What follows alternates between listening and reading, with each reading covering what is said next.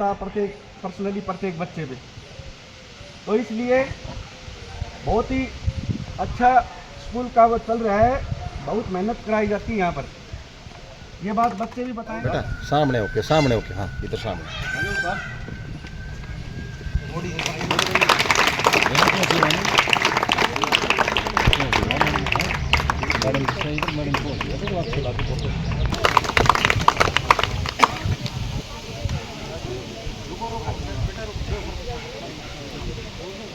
ये इनके साथ साथ सरपंच साहब भी अपनी तरफ से बच्चों को पुरस्कृत कर रहे हैं।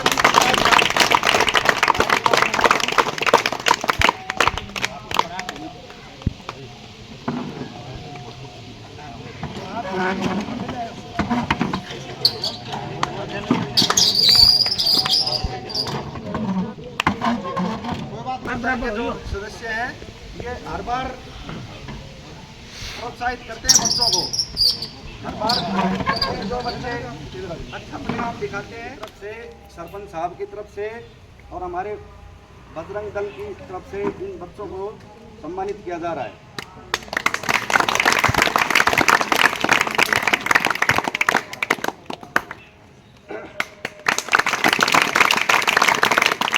शुभम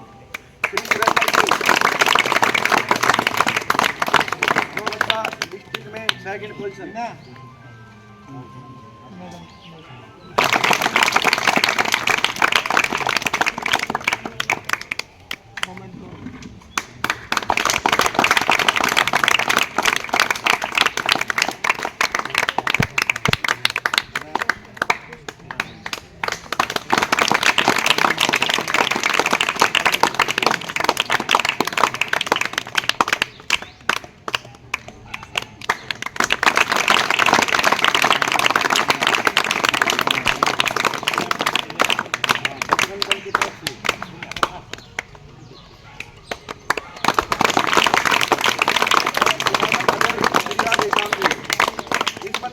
अच्छे नंबर लिए हैं।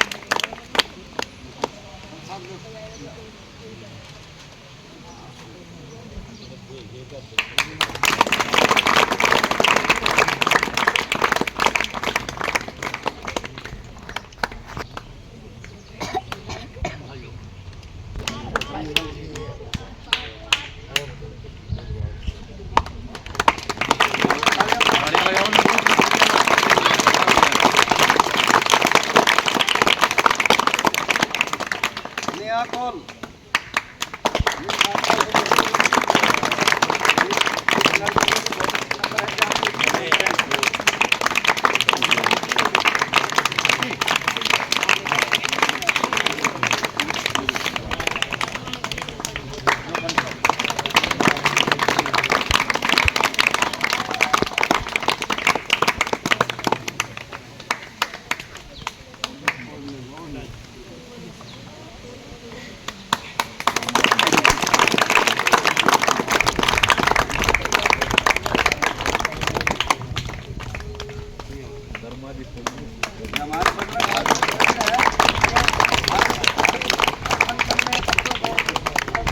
रहते हैं, हम इनका बहुत बहुत धन्यवाद करते हैं।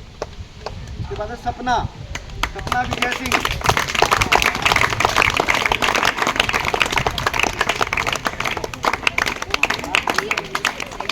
लड़कियों के बीच में अच्छा कंपटीशन था और इनका नंबर भी थोड़े नंबरों का अंतर है बस।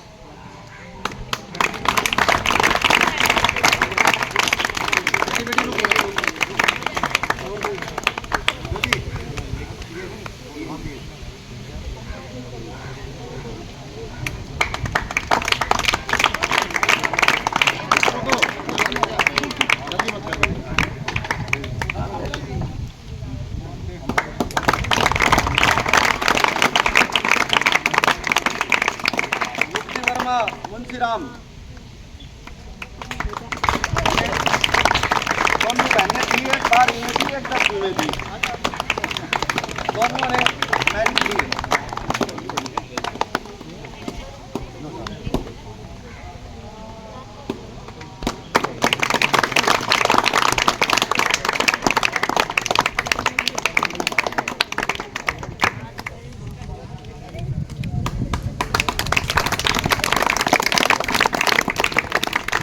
ये अपनी बहन का लगा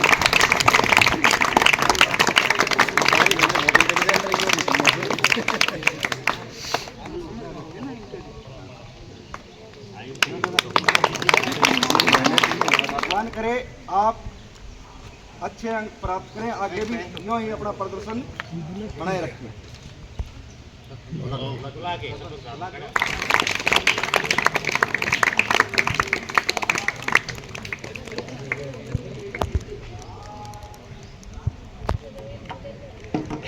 विद्यालय परिवार की तरफ से सभी आगंतुकों का, जो भी हमारे सरपंच साहब या जो भी मौजूद आदमी विद्यालय में पधारे हैं, प्रेस के साथियों का, बजरंग दल के सदस्यों का, सभी का बहुत बहुत आभार प्रकट करता हूं और विद्यालय परिवार की तरफ से धन्यवाद करता हूं। और मैं इन जिन भी बच्चों ने अच्छे परिणाम दिए हैं उनसे उम्मीद करता हूं कि ये आगे भी इसी प्रकार के परिणाम देते रहेंगे और दिन दुगनी रात चौगनी करेंगे और सीधे आएंगे, सीधे जाएंगे और बैड कंपनी से बचेंगे।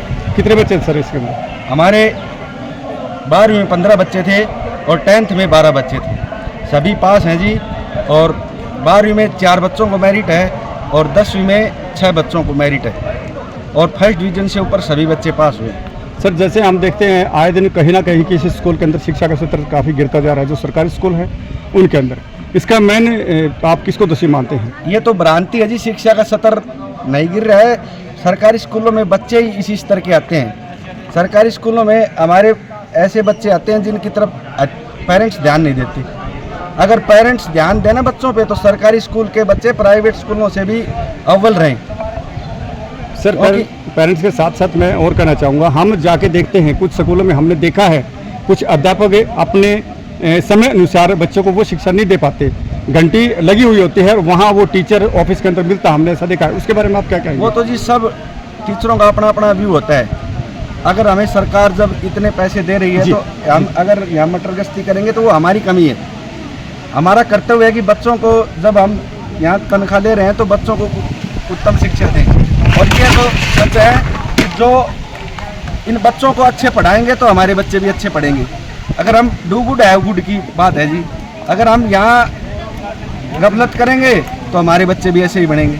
तो हमारा परम कर्तव्य बनता है कि हम पहले अपने बच्चों को अच्छी शिक्षा दें, जिस काम के लिए हम आए हैं स्कूल में उसको पहले पूरा करें और बाद में बाकी के कामों को करें। जी सर, सभी टीचर बराबर नहीं है, लेकिन मैं ये कहना चाहूँगा जो माता पिता अपने बच्चों को आपके पास शिक्षा ग्रहण करने के लिए भेजते हैं, काफ़ी उम्मीदों के साथ भेजते हैं यहाँ पे, तो आप उनको अपने दायित्व से पूरी शिक्षा दें। मेरा कहना यह है दायित्व से पूरी शिक्षा दें जी। और मैंने कहा जैसे कि कुछ टीचर्स ऐसे होते हैं जो नहीं लेते घंटी, और इसका मैंने सवाल आपसे किया, आपने उचित सवाल दिया, तो आप इसके बारे में क्या कहेंगे? जैसे सरकारी स्कूलों के अंदर बच्चे कम जाते हैं और पेरेंट्स भी गौर नहीं करते, आपने भी कहा हम भी देखते हैं, क्योंकि प्राइवेट स्कूल के बच्चों के प्रति काफ़ी जागरूक हैं पेरेंट्स और सरकारी स्कूल के बारे में जागरूक नहीं है। इसके बारे में क्या कहेंगे? इसके बारे में जी, अब जब अभिभावक लाख रुपए एक साल की फीस दे रहे हैं तो उनकी जेब से पैसा निकलता है, इसलिए उनको एग्री पैसे भी दे रहे हैं, पढ़ते भी नहीं। और यहाँ बच्चे ऐसे आते हैं, यहाँ पढ़ के चला गया, हमने फ़ोन किया जी आपका बच्चा आया नहीं, तो वो गौर ही नहीं करते, फ़ोन का जवाब नहीं देते या स्विच ऑफ मिलता है। तो इस प्रकार यहाँ ऐसी पृष्ठभूमि के बच्चे आते हैं और फिर भी हमारा दायित्व है कि हम उनको भी निखारते हैं और निखारते हैं कि सरकार ने भी कुछ ऐसी स्कीम में चला रखी हैं कि जैसे जो टॉपर बच्चा रहता है उनको टेस्ट दवा के सरकारी स्कूलों से और कहीं भेज देती है सरकार, तो ये भी कम जैसे संख्या होने का वो है। क्या इस प्रकार के मुद्दे आपकी जो एसएमसी की टीम गठन है और उसकी जो मीटिंग होती है उसके अंदर आप रखते हैं? हाँ बिल्कुल रखते हैं, एसएमसी की मीटिंग होती है, हमारी जो वो बीआरसी है वो आती है और एसएमसी के जो मेंबर है वो आते हैं, हम हर बार उठाते हैं ये मामला, अगर भाई बच्चे कम हैं, हम प्रयास कर रहे हैं और ये तो हमारा परिणाम बता रहा है सर। हम लगातार मेहनत कर रहे हैं कि हमारी जो टीम है, युवा टीम है विद्यालय की, सभी अध्यापक हैं यहाँ, सभी पोस्टें भरी हुई हैं और उसके साथ साथ हमारे नॉन टीचिंग स्टाफ भी हैं, वो भी अच्छे क्वालिफाइड हैं, ये बात नहीं है। अगर कोई पीरियड खाली भी रहता है तो हम उसको खाली नहीं जाने देते, एडजस्टमेंट करते हैं। क्या नाम बेटे? अंजलि, कौन से क्लास में पढ़ते हो आप? 12th में, आपको कितने परसेंटेज नंबर आए हैं? 81। तो आपने कितनी मेहनत करी इसके अंदर? बहुत ज़्यादा। टीचर्स आपको कैसे पढ़ाते थे? क्या एक्स्ट्रा क्लासेस भी लेते थे आपकी? हाँ, लेते थे, एक्स्ट्रा क्लास भी लेते थे, बहुत अच्छे पढ़ाते थे। तो आपका क्या उद्देश्य है बेटा? +2, अभी +2 में आप?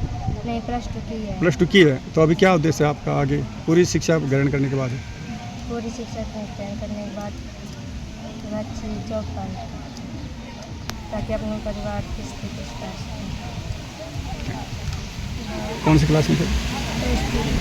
+2 में। तो मार्क कितने आए आपके? अच्छा, तो आप इससे संतुष्ट हैं? जो नंबर आपके आए संतुष्ट हैं इसमें? कैसे मेहनत की आपने? मैंने खुद पढ़ाई की। घर पे कितने टाइम पढ़ते थे? नाइट में पढ़ते थे और शाम को। क्या बनने का उद्देश्य आपका? क्या नाम बेटे? कौन सी क्लास के सदस्य हो? 10th पास किया, अभी 11th में। 11th में। कितने नंबर आए आपके? सर मेरे 96.2%। कैसे तैयारी हुई आपकी सर अच्छी तैयारी होती है, अच्छी पढ़ाई होती है इधर स्कूल के अंदर? तो घर में आप कितने समय पढ़ते थे? सर। जैसे स्कूल में जो काम देते थे पहले तो वो करते थे, और 2-3 घंटा एक्स्ट्रा। इसका मेन श्रेय किसको देते हैं आप? सर मैं मेरे माता पिता को और टीचर्स को। तो आपका लाइफ में क्या बनने का विचार है? सर लाइफ में अभी तो नहीं किया कुछ डिसाइड। फिर भी आपके माइंड में कुछ सोचा भी होगा कि मैं क्या बनना चाहूँगा? सर ऑफिसर, ऑफिसर कौन से लाइन में बेटे? आर्मी। देश की सेवा के लिए। हमारे साथ गोरक्षक करमपाल जी बने हुए हैं, जिन्होंने बच्चों को सम्मानित किए। यहाँ पे कुछ पुरस्कृत सम्मानित सामान दे करके, पुस्तकें वगैरह। तो हम जानना चाहेंगे करमपाल जी, आपके गांव के सरकारी स्कूल का इतना अच्छा रिजल्ट रहा, जिस तरह के आपने बच्चों को बधाइयाँ भी दी, तो क्या कारण है आपके ही इस स्कूल में इस तरह का रिजल्ट, और किस तरह से बच्चे तैयारी करते हैं, और पेरेंट्स का किस तरफ रुझान है, और क्या कहना चाहेंगे आप सरकारी स्कूल और उन बच्चों के बारे में? जी, यहाँ का स्टाफ है ना बहुत बढ़िया है। मैं लगभग महीने में 10 बार स्कूल में आता हूँ। जी, भाई साहब हैं, हमारी टीम लगभग आती रहती है, तो बच्चों को देखते हैं, बच्चे मेहनत करते हैं। यहाँ का जो स्टाफ है ना बड़ा सहनशील और बड़ा ही नरम स्वभाव का है। बच्चों को इतने प्यार से समझाते हैं कि बच्चा खुद समझ जाए। जैसे ट्यूशन के फीस होते हैं ना, काम होता है, वैसे ही ट्यूशन की तरह पढ़ाई करवाते हैं जी। और लगभग एक्स्ट्रा क्लासेस भी लेते हैं। बच्चों पर पूरा ध्यान देते हैं, और पूरा खासकर बोर्ड की क्लासों पर।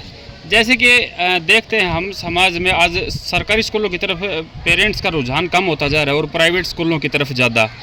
तो यहाँ कुछ डिमांड भी थी आपके टीचर्स की भी कि बच्चे बढ़ाए जाए स्कूल में, तो उसके लिए क्या प्रयास रहेंगे आपकी पंचायत के और गांव के?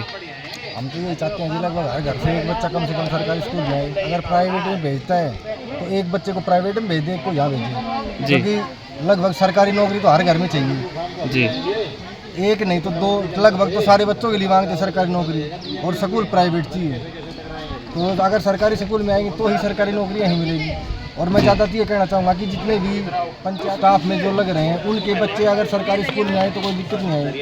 अब सरकारी स्कूल जो सरकारी में जो टीचर हैं या और किसी स्टाफ में हैं, उनके बच्चे लगभग प्राइवेट स्कूल में जाते हैं। तो सरकार को थोड़ा ये कर देना चाहिए, अब भाई अपने बच्चों को सरकारी स्कूल में ही डालें। जी।